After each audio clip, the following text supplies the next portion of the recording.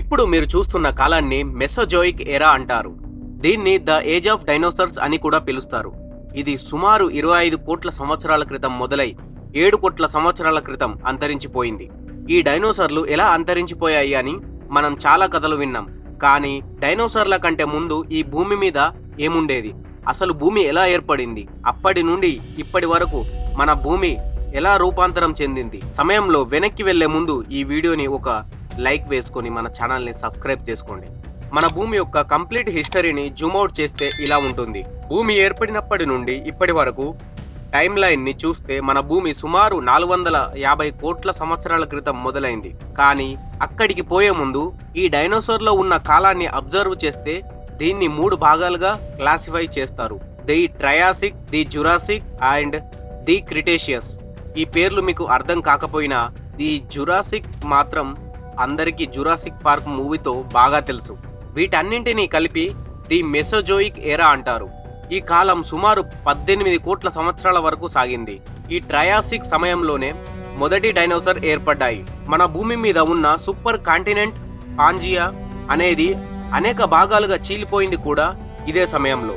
టైంలో కొంచెం ముందుకు వస్తే జురాసిక్ పీరియడ్, ఈ కాలాన్ని the golden age of dinosaurs అని కూడా పిలుస్తారు.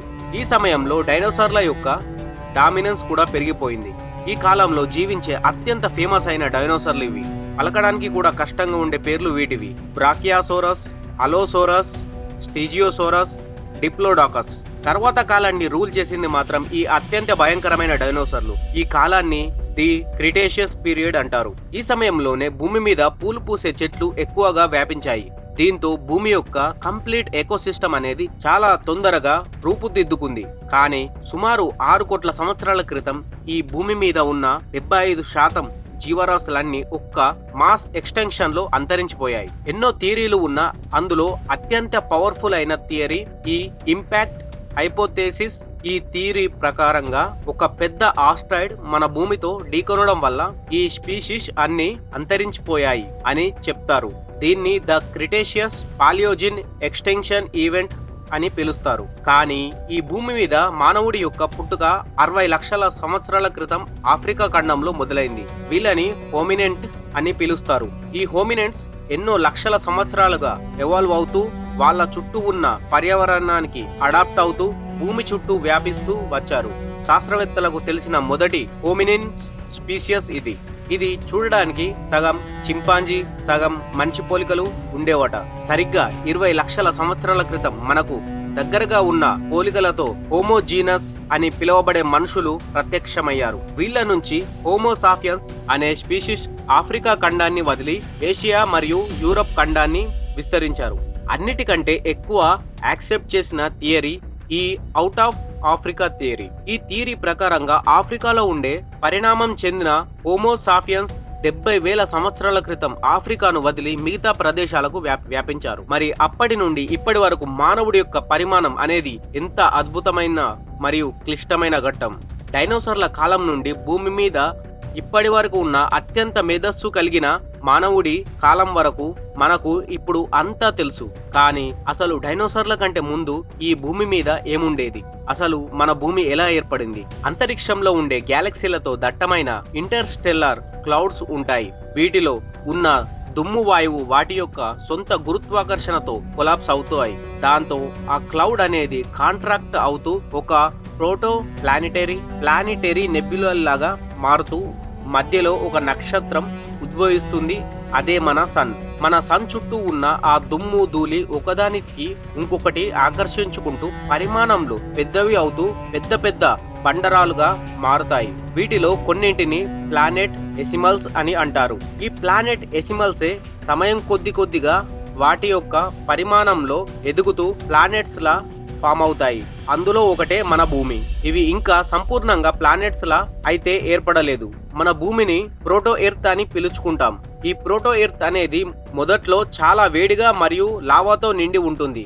సముద్రంలో ఇది దాని రూపురేఖలను మార్చుకుంటూ వస్తుంది. 400 కోట్ల సంవత్సరాల క్రితం ఇలా ఉన్న భూమిపైన ఎన్నో మరియు కామెట్స్ ఢీకొనడం వల్ల మన భూమి దాని రూపాన్ని మార్చుకుంది. ఎన్నో క్రేటర్స్ మరియు మౌంటైన్ రేంజెస్ ఏర్పడడంతో పాటు కొన్ని కామెట్స్ వల్ల మన భూమి మీదికి కొన్ని ఆర్గానిక్ మాలిక్యూల్స్ వచ్చి చేరుకున్నాయి. ఈ సమయంలో భూమి చల్లారడం వల్ల గట్టిపడ్డ లావా ఉపరితలం పైన నీళ్లు చేరుకుంటాయి. ఇలా ఏర్పడ్డ సముద్రంలోనే హఠాత్తుగా ఒక కెమికల్ రియాక్షన్ వల్ల ఈ నీటిలో జీవం ఏర్పడి ఉంటుందని చాలా మంది సైంటిస్టులు భావిస్తారు. ఈ ప్రక్రియను బయోజెనసిస్ అంటారు. ఇది చాలా మంది యాక్సెప్ట్ చేసిన ఒక థియరీ. ఈ కెమికల్ రియాక్షన్స్ అనేవి ఆ నీటి అడుగున ఉండే హైడ్రోథర్మల్ వెన్స్ వల్ల మొదలై ఉంటుందని చెప్తారు. ఆ రియాక్షన్ వల్ల ఆ నీటిలో ఫస్ట్ రిఫ్లెక్టింగ్ ఎంటిటీ లేదా ఒక జీవకణం ఏర్పడింది అని చెప్తారు. దీన్ని ancestor of all life on earth అని పిలుస్తారు. అలా